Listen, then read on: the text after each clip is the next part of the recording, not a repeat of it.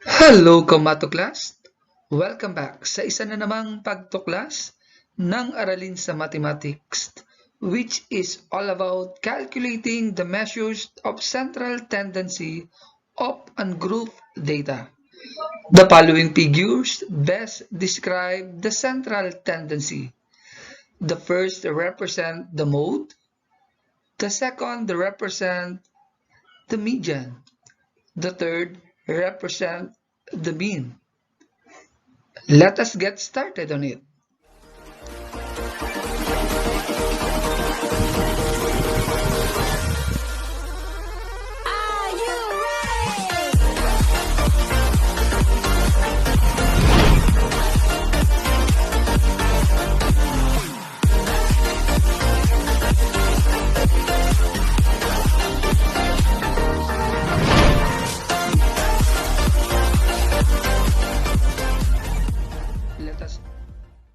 Let us begin by knowing what a central tendency is. Central tendency is a statistical measure that determines a single value that accurately describes a center of the distribution and represents the entire score distribution. This means that the measure indicates where most value in a distribution falls. So dapat talaga we have to identify that, and it also referred to us as the central location of a distribution. And the goal of central tendency analysis is to find the single value that best represents the entire set of data. So that's what are we going to work on with this presentation.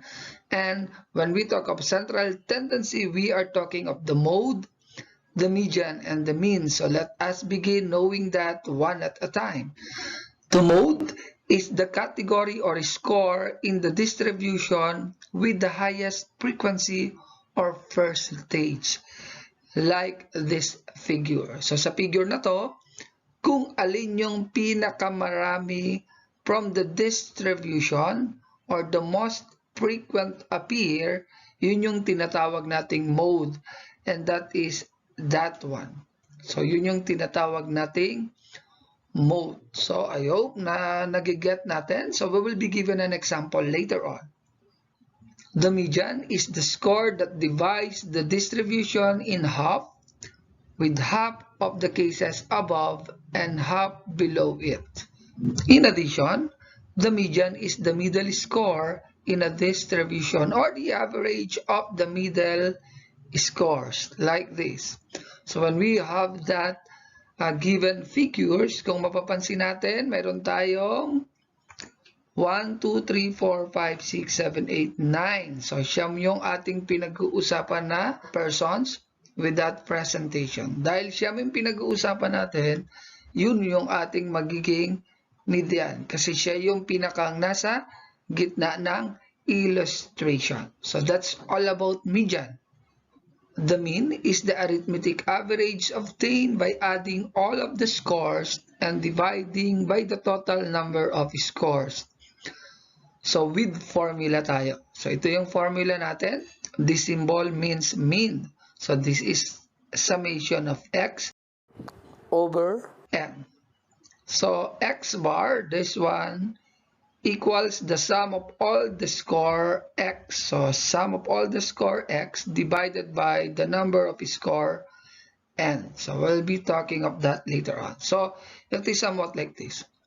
If we have that figure, so yan yung tinatawag nating mean. So ito, at ito, we added that. Then divide that kasi 4.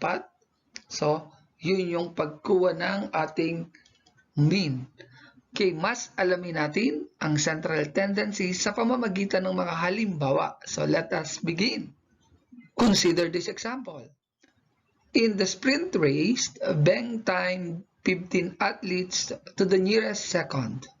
55, 60, 70, 64, 56, 58, 58, 52, 68, 65, 56, 59, 58, 61, 67. So, yan yung given data natin. Yan yung mga time ng 15 athletes.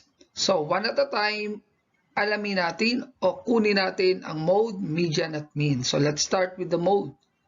So, to find the mode or model value, so this is what are we going to look for. So, we need to arrange it first from increasing order. Pwede rin namang decreasing order, but most of the time, increasing order talaga. So, galing dito sa data na to, sa mga information dito, inaayos lang natin. So, ito naka-arrange na from lowest to highest.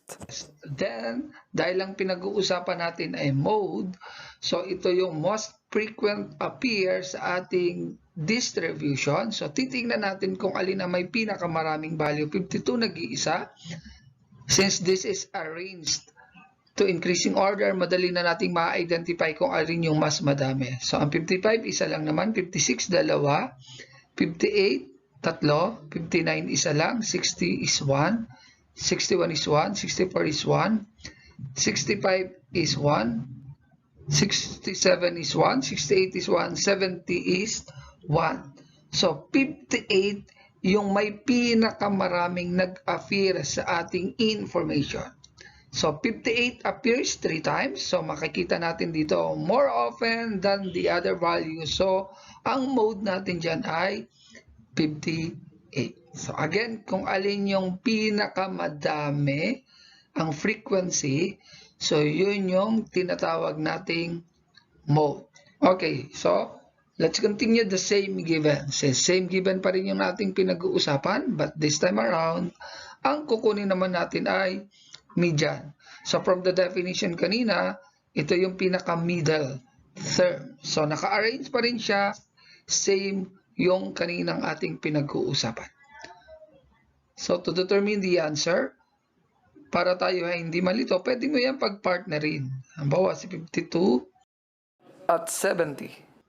Si 55, si 68, si 56, si 67. So, kukuha tayo dun sa nasa left at nasa kaliwang side. So, si 56, tapos 65, then 58, 64, 58, 61, 58, and 60. So, mapapansin natin, 59 yung walang kapartner. Ibig sabihin siya yung mapupunta sa middle part or yan yung ating tinatawag na median. So, siya yung pang-8 number sa ating distribution. Tingnan natin.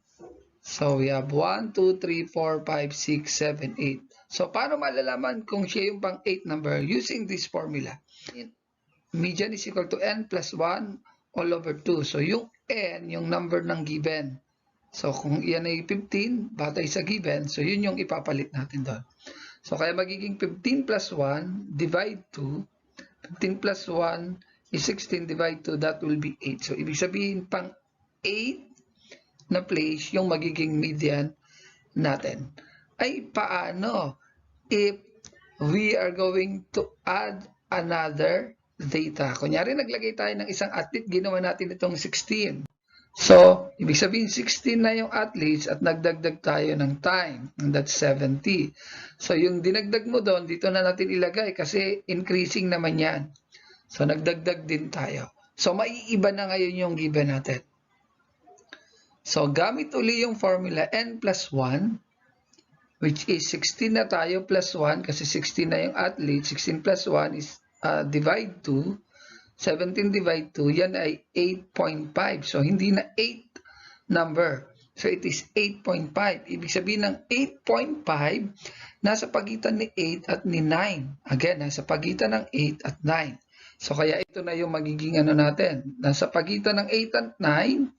So, 59 at 60. Yun yung 1, 2, 3, 4, 5, 6, 7, pang 8 at pang 9 position. So, between 8 and 9 number. So, dahil between 8 and 9 number, wala talagang number sa gitna ng dalawa, what are you going to do is to get the average of the 8 and 9 number. So, ibig sabihin 59 plus 60, dahil dalawa lang yon, divided by 2. Again, 59 plus 60 divided by 2, at ito yung magiging sagot.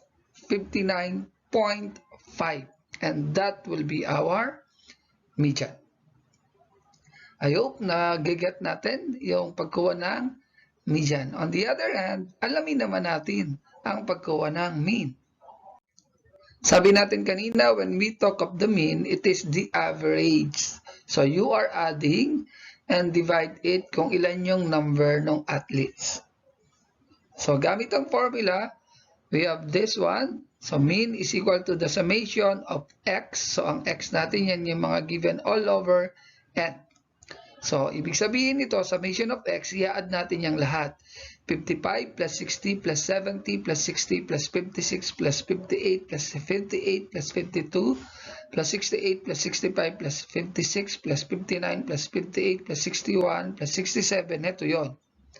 Divide 15. Bakit 15? So yun yung n. Ibig sabihin ilan yung athletes natin, which is 15. Kaya divide 15. Pag inat ito hanggang doon, it will be 907. So divided by 15, answer is 60.466, or nearest hundreds na lang ang gamitin natin, 60.47. So, sana ka matuklas, na-get na natin ang pagkuha ng measure of central tendency, mode, median, and mean of ungrouped data. Okay, abangan natin ang tungkol sa measures of central tendency of group data.